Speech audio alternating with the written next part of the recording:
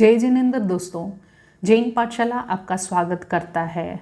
मेरा पहला वीडियो जैन कालचक्र के बारे में था, जिसमें हमने पहला, दूसरा और तीसरा कालचक्र समझा था।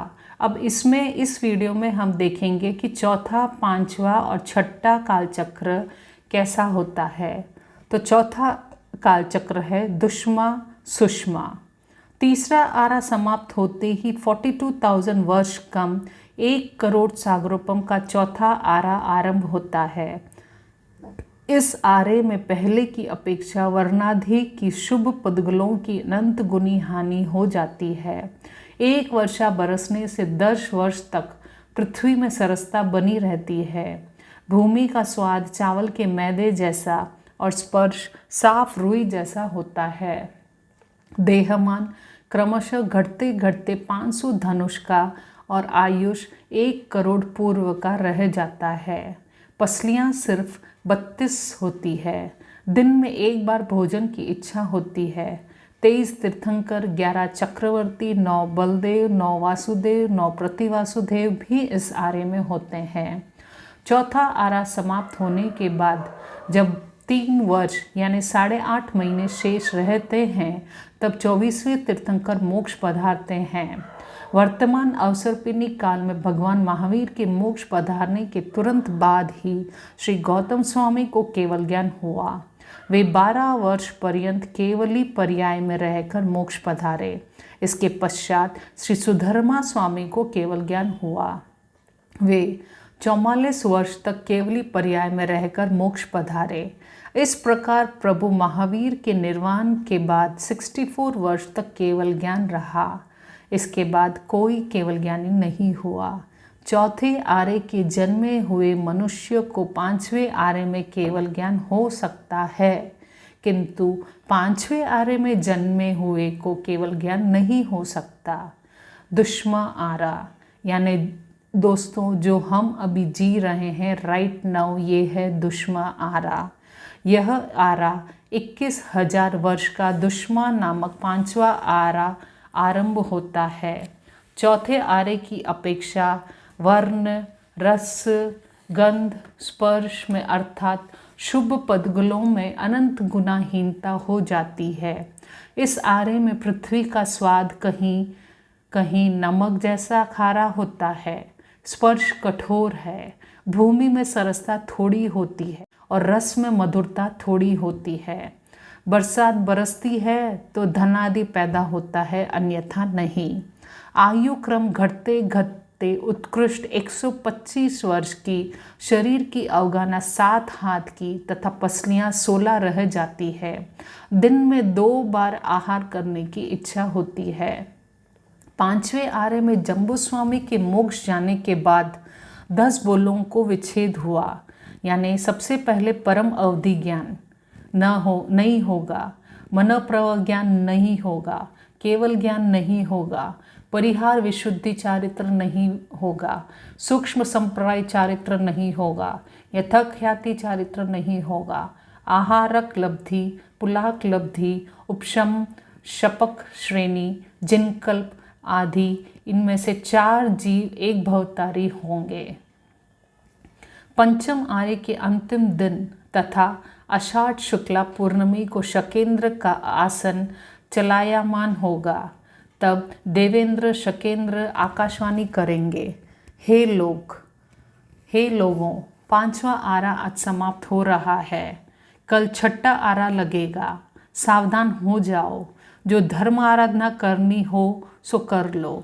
यह सुनकर दुप्पसर नामक आचार्य, फाल्गुनी नामक साध्वी, जिंदा श्रावक और नागश्री श्राविका, यह चारों जीव सर्व जीवों से क्षमा याचना कर निश्चल्य होकर संथारा ग्रहण करेंगे।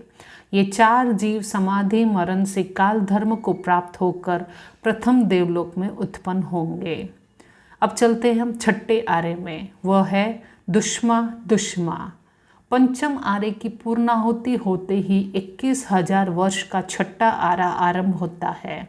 इसके आरंभ होने के साथ ही संवर्धक नामक बड़ी तेज भयंकर आंधी चलेगी।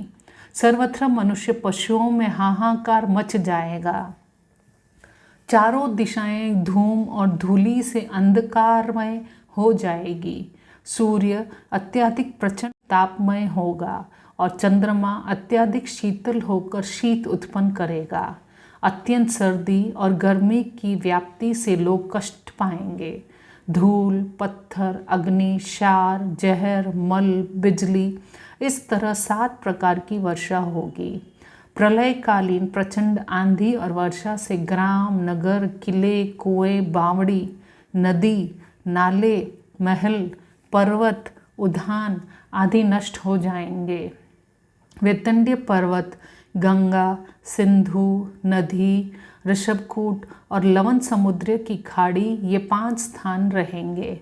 भरत क्षेत्र का अधिष्ठाता देव पंचम आरे के विनिष्ट होते हुए मनुष्य में से बीज रूप कुछ मनुष्यों को उठा ले जाता है तथा तिर्यंच पंचेंद्रिय में से बीज रूप कुछ तिर्यंच पंचेंद्रिय को उठा ले जाता है।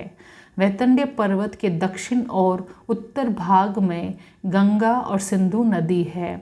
उनके 8 किनारों पर 9 बिल है। सब मिलकर 8 गुना 9 72 बिल है।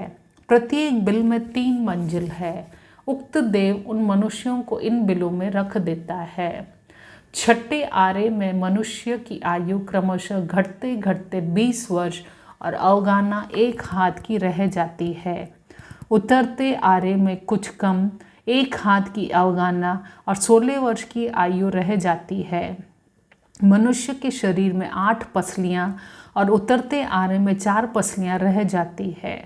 लोगों को अपरिमित आहार की इच्छा होती है, अर्थात कितना भी खा जाने पर तृप्त नहीं होती। रात्रि में शीत और दिन में ताप अत्यंत प्रबल होता है। इस कारण वे मनुष्य बिलों से बाहर नहीं निकल सकते।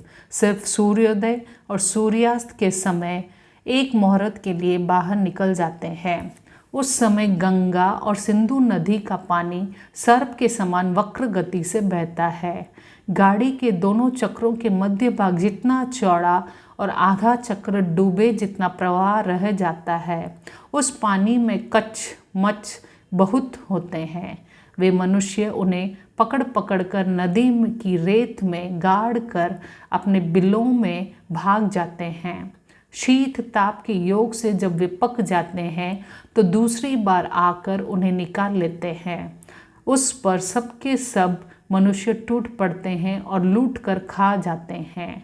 जानवर मच्छों के बीच हुई हड्डियों को खाकर गुजारा करते हैं। उस काल के मनुष्य दीनहीन, दुर्बल, दुर्गंधित, रुग्ण, अपवित्र, नग्न, आचार विचार से हीन और माता पिता, भगिनी, पुत्री आदि के साथ संगम करने वाले होते हैं। 6 वर्ष की स्त्री संतान का प्रसव करती है। कुत्री और शुक्री के समान वे बहुत परिवार वाले और महाक्लेशमान्य होते हैं।